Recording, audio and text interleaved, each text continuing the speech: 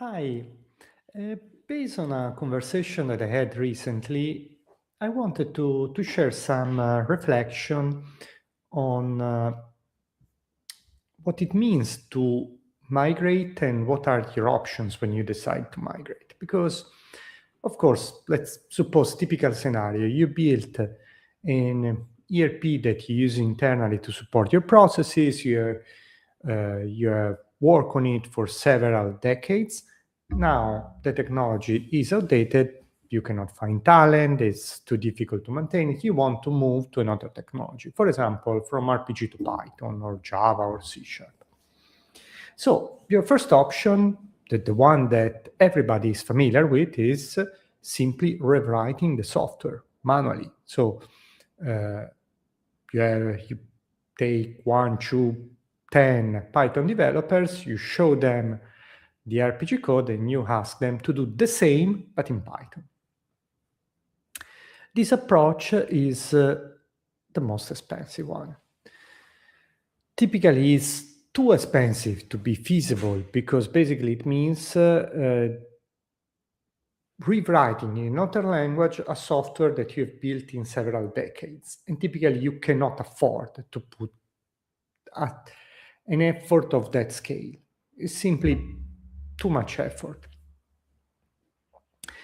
But so at some point, you realize there is a possibility to use tools that would automatically translate the code from, let's say, RPG to Python.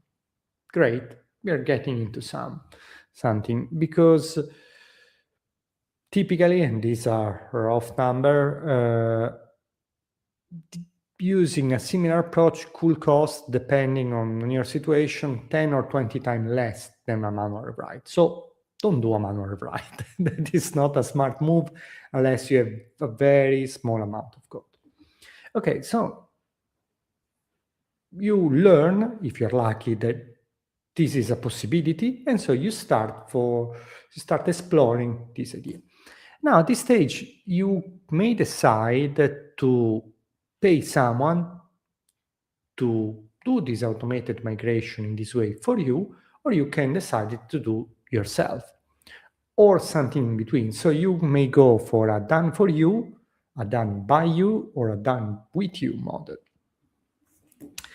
Now, this decision depends on a few factors. First of all, capacity. If at this time you have excessive capacity, maybe going for a done with you or a done by you model could make some sense. So you will use this capacity that otherwise may be lost or wasted. If you do not have capacity because your team is already busy building something that brings you money, and you don't want to take the team away from this core activity to focus on the migration or creating this automated tool for migration, then you may decide to go for a done for you model. But capacity is not enough. You also need the skills.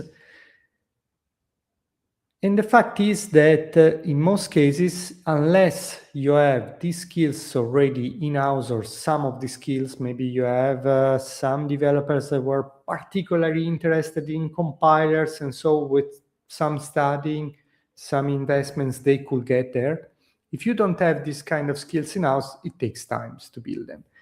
And unless you have a massive application that you want to translate, or many applications,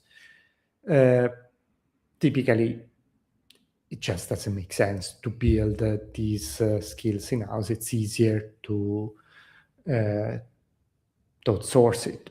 Or if you really want to go for a done with you model, so you can buy some components, parsers, symbol resolvers, and coaching, so that they can help you save some time.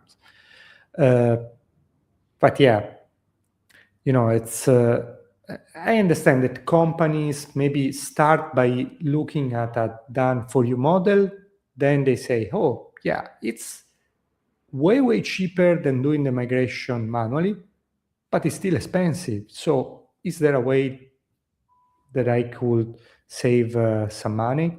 So I think it makes sense from a business point of view to reflect on this point. But yeah, I think it's a matter of figuring out if it makes sense to build these skills in-house and take away capacity from other activities. It's a little bit like having to go through a surgery, supposing you're in a country where there is not free surgeries.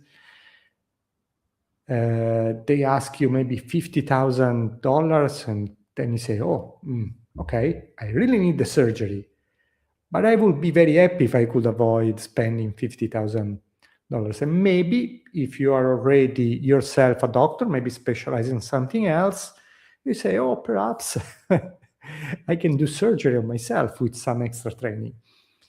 But if you're not, if you need to go through to become a doctor first, then get some experience, then maybe,